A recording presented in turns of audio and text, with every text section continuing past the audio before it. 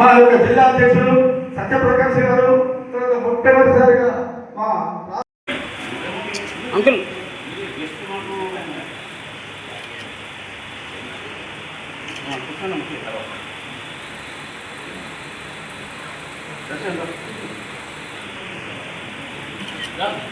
Uncle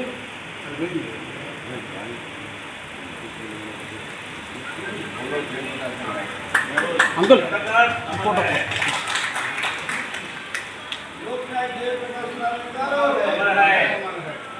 Loknath Jayaprakash Narayan ji अमर है, अमर है। अटल बिहारी वाजपेयी ఈ నాటి వరకు అనుపెరగకుండా రాజుగారు, నేను మా భారత సురక్ష సమితి సభ్యులు సుమారు 60-65 సంవత్సరాల వయసున్నా కానీ జరిగింది. ముఖ్యంగా మన యొక్క స్వాతంత్ర సమరయోధులు, జాతీయ నాయకులు వారి యొక్క జయంతులు కానీ, వర్ధంతి కానీ, అనేక మంది ఆజాద్ చంద్రశేఖర్ కానీ, సుభాష్ చంద్రబోస్ కానీ, వీర సవార్కర్ కానీ చెప్పుకుంటూ పోతే కొన్ని వందల మంది జాతీయ నాయకులు ఉన్నారు. కాబట్టి ఏ ఒక్కరిని మరిచిపోకుండా మేము వారికి కార్యక్రమాలు చేయడం జరిగింది. మరి ముఖ్యంగా మా జగిత్యాల జిల్లా వారి యొక్క అవసరాలను గుర్తించి చనిపోతే ఒక 20-25 వేల రూపాయల ఖర్చు దాడ సంస్కారానికి అవుతుంది. కాబట్టి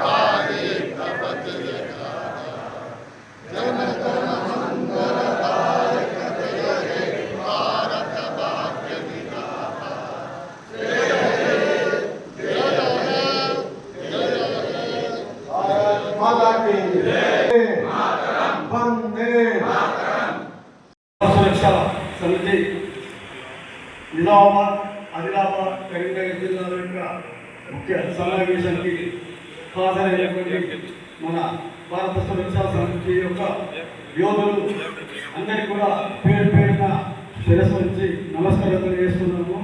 మరి నేడు చాలా చాలా శుభదినం. అనేక సంవత్సరాల నుంచి మనందరం మనకంటే ముందు ఎంతో మంది, ముఖ్యంగా హోంశాఖ మంత్రి అమిత్ షా గారికి, నితిన్ గడ్కరీ గారికి, అనేక మంది మంత్రివర్యులను మరి వారు ప్రత్యక్షంగా కలిసి మనకున్నటువంటి యొక్క కష్టాలను, బాధలను సవివరంగా కళ్ళకు కట్టినట్టు ప్రతి ఒక్క మంత్రికి, మరి ఇక రాష్ట్రంలో కూడా ఉన్నటువంటి వాళ్ళందరికీ కూడా తెలియజేసారు. తద్వారా 9 సంవత్సరాల కాలంలో చివరికి ప్రధానమంత్రి గారిని కూడా కలిసి 3 సార్లు ఈ యొక్క సమస్య మీద, జటిలమైన ఈ సమస్యకు పరిష్కారం జరగాలని మరి మన ప్రధానమంత్రి నరేంద్ర మోడీ గారిని స్పీకర్గా కలిసి ఈ యొక్క విషయాలన్నింటినీ క్షుణ్ణంగా వారికి తెలియజేయడం జరిగింది. మరి ఈనాడు అశోకంగా చేసినటువంటి కృషి ఫలితంగా రాబో రోజుల్లో మరి స్వతంత్ర సమరయోధులకు ఇచ్చేటువంటి యొక్క బెనిఫిట్స్ కోసం అశోకంగా చేసినటువంటి కృషి అది ఎప్పటికీ మరవలేము. అశోకన్నను మనము మన పిల్లలు, మన తరాలు బ్రతుకున్నంత వరకు అన్నగారి చిత్రపటాలు కూడా మన ఇళ్లలో పెట్టుకొని ప్రతిరోజు ఒక్కసారిగా జ్ఞాపకం చేసుకోవాలి. భారత్ మాతాకి జై. అశోకన్నను ఏ నిమిషం కూడా మనం మర్చిపోకూడదు. తనతో పాటు తనకు సహకరించిన మిత్రులు కూడా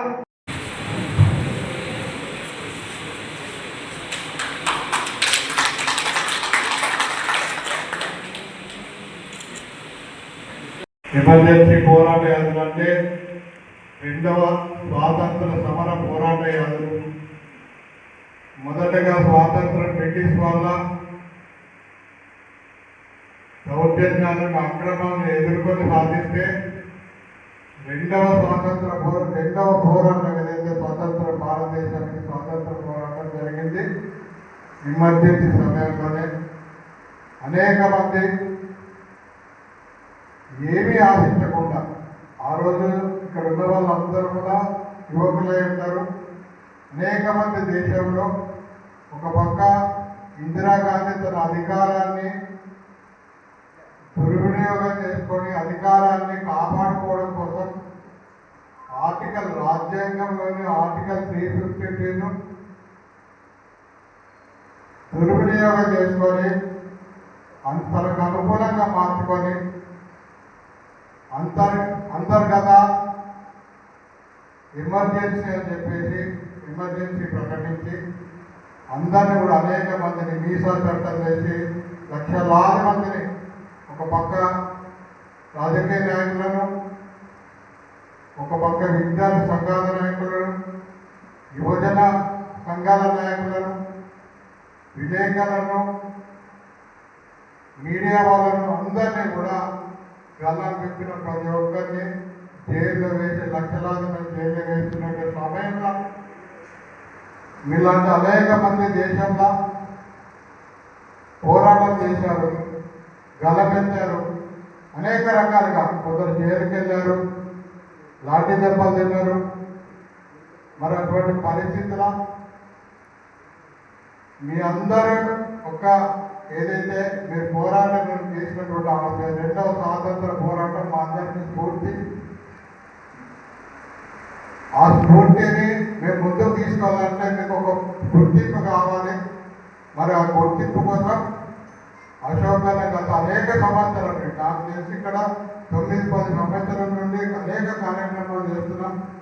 వారు ఎన్నుకొని మమ్మల్ని వెనుకొని నడిపిస్తూ ఉన్నారు. మీ అందరూ కూడా ఆ రోజు ఏమి ఆశించకుండా పనిచేస్తారు. ఆ రోజు మీరు పథకాలు కావాలనుకోలేదు, డబ్బులు కావాలనుకోలేదు. భవిష్యత్తును బలంగా పెట్టి అంటే మీ క్యారియర్ ఏదైతే ఉందో, జైలుకి వెళ్తే దెబ్బలు తాకితే హెల్త్ ప్రాబ్లమ్స్ వస్తే భవిష్యత్తు ఉంటుందో ఉండదు తెలియని పరిస్థితుల్లో పోరాటం చేసిన మీ అందరూ కూడా గుర్తుకుండాలి. ఎందుకంటే మన చరిత్రను గుర్తుపెట్టుకోవాలి. అటువంటి చరిత్ర మీ అందరికీ ఉంది. దాన్ని భావి తరాల వాళ్ళని అందజేయాలంటే మీ అందరికీ ఒక మంచి గుర్తింపు కావాలి. మరి అశోక్ గన్ను గారు అనేక సంవత్సరాల నుండి దానికోసం ప్రయత్నం చేస్తూ ఉన్నారు. పట్టువదలని విక్రమార్కంగా ప్రయత్నం చేస్తూ ఉన్నారు. అనేక కార్యక్రమాలు ఢిల్లీ కూడా వెళ్ళారు. ఎంపీలను, మినిస్టర్లను వాళ్ళతో కలవడం, ఇటువంటి అంటే ఆ పరిస్థితుల్లో ఏం జరిగింది, ఎటువంటి పరిస్థితి వాళ్ళ మీద ఒత్తిడి తీసుకురావడానికి అనేక ప్రయత్నాలు చేశారు. ఇక్కడ నుండి కూడా చాలా మంది వెళ్ళుంటారు, ఢిల్లీ వరకు వెళ్ళారు.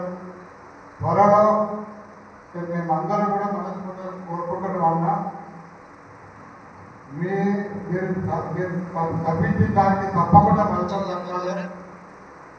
నేను నిన్న మొన్న చూశాను పేపర్లో ఎమర్జెన్సీ మీద పార్లమెంట్లో చర్చ జరగబోతుందని. మరి త్వరలోనే పార్లమెంట్లో ఎమర్జెన్సీ గురించి చర్చ కూడా జరుగుతుంది. కాబట్టి మనం ఆశించిందని ఏదైతే ఉందో అది త్వరలో సాధ్యమైందని చెప్పి నేను అనుకుంటా ఉన్నాను.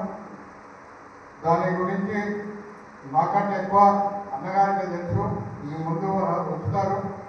ఏదైనా నాటికి మీ అందరికీ ఒక మంచి గుర్తింపు వస్తే మేమందరం ఇన్స్పిరేషన్గా, మేమందరం స్ఫూర్తిదాయకంగా మేము తీసుకొని ముందుకెళ్తాం. నెక్స్ట్ జనరేషన్ వాళ్ళకి అది స్ఫూర్తి అవుతుందని చెప్పి ఈ సందర్భంగా భావిస్తూ జై హింద్.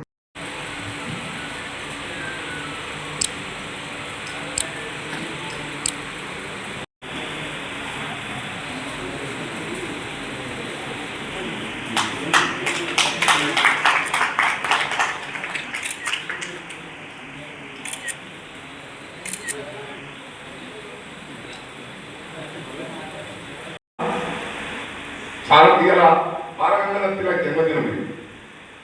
తిలక్ జన్మదినం ఇవాళ 23వ తారీఖు. జన్మహక్కు నాది, స్వతంత్రమైన జన్మహక్కు అని తిలక్ ఆలోచన ప్రకటించి ఉద్యమం నడిపిన రోజు ఇది. ఈరోజు ఒక క్రాంతికారిని సన్మానించిన రోజు ఇవాళ బాలయ్య. మిత్రులారా, ఇవాళ చాలా చెప్పాలన్నది. మీరందరూ కూడా చాలా మంది రాలిపోయారు. 37 మంది ఈ జిల్లాలో రాలిపోయారు.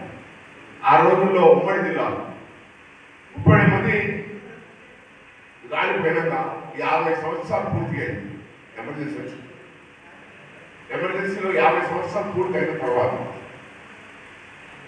ఇవాళ వరకు చరిత్ర అంశాల్లో, చరిత్ర పుటల్లో కానీ పాఠ్యాంశాల్లో కానీ ఈ అంశాన్ని ఎక్కడో చేర్చలేదు. నేను ప్రభుత్వాన్ని కోరుతా ఉన్నాను, కేంద్ర రాష్ట్ర ప్రభుత్వాలను కోరుతా ఉన్నాను, చరిత్ర మరిస్తే ప్రజాస్వామ్యం పతనమవుతుంది.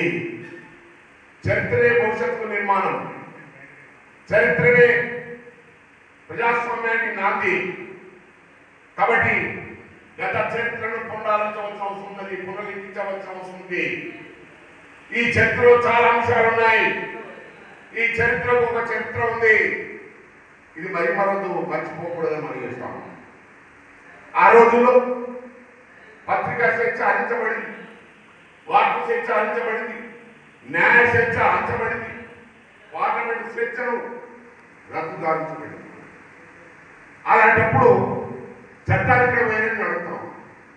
చట్టాలు చుట్టాలే ఒక వ్యక్తికి ఆధిపత్యానికి అవకాశం కల్పించినటువంటి రోజులే.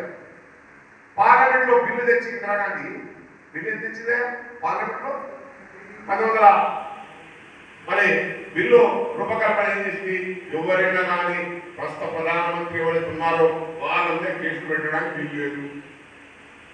ఉన్న కేసులు కూడా అది ఎట్లు కావడానికి వీలు లేదు. ఈ చట్టంలో రద్దవుతాయి. రాష్ట్రపతి మీద, ఉపరాష్ట్రపతి మీద, ప్రధానమంత్రి మీద, స్పీకర్ మీద ఎవరు కూడా కేసులు పెట్టడానికి కానీ గత కేసులు కానీ రద్దవుతాయని చట్టం తెచ్చింది.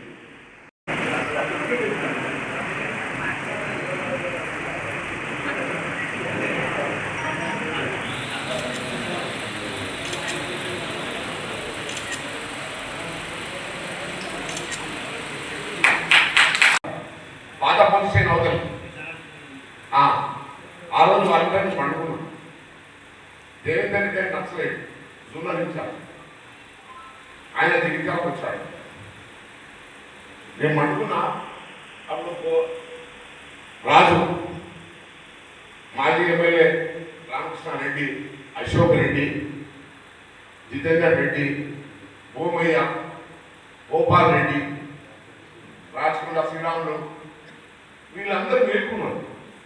మధ్యరాత్రి లేచి ఏంద్రా బాబు పండుకోలేదురా మీరు ఇంకా ఏ సంగతి అంటే, లేనా నువ్వు అనుకున్నావు కదా కాబట్టి చూసి కూడా కూర్చున్నావు అంటే నా పరిస్థితి అట్లా ఆరామై నేను పండుకుంటే చూసి కూడా కూర్చున్నారు. ఏంటి పరిస్థితి నాకు అర్థం కాదు. చాలా ఘోరంగా జరుగుతారు. నేను ఆ సబ్జెక్ట్ ఘోరం, కానీ విప్లవకారులు ఆ విధంగా ఉంటారనేది మీకు చెప్తున్నాను. విప్లవకారులు స్వార్థాన్ని కౌగలించుకోరు, త్యాగాలను వదిలిస్తారు. ఇవాళ మనం ఎమర్జెన్సీ రోజులు ఇలా చాలా మంది రాజకీయ పార్టీలలో ఉన్నవాళ్ళు రాజ్యాంగం చెప్తున్నారు, చట్టాలు చెప్తున్నారు, నియమనిష్టలు చెప్తున్నారు, భద్రతలు చెప్తున్నారు, బాధ్యతలు చెప్తున్నారు. బాగానే ఉంది, అది బాగానే ఉంది. నేను మనం చేస్తాం. ఆ రోజు ఎమర్జెన్సీ వెళ్ళాను. నేను 18 నెలలు జైల్లో ఉన్నాను. ఎమర్జెన్సీలో మెయింటెనెన్స్ ఆఫ్ ఇంటర్నల్ సెక్యూరిటీ యాక్ట్లో నన్ను నిర్బంధించారు. 18 నెలలు ఒక్కరోజు కాదు. ఇట్లాగే మిగతా అంశాల మీద ఇంకొకటి సార్లు జైలుకెళ్ళా. అది అంశం కాదు. జాతి గురించి, నేషన్ గురించి 18 నెలలు నేను జైల్లో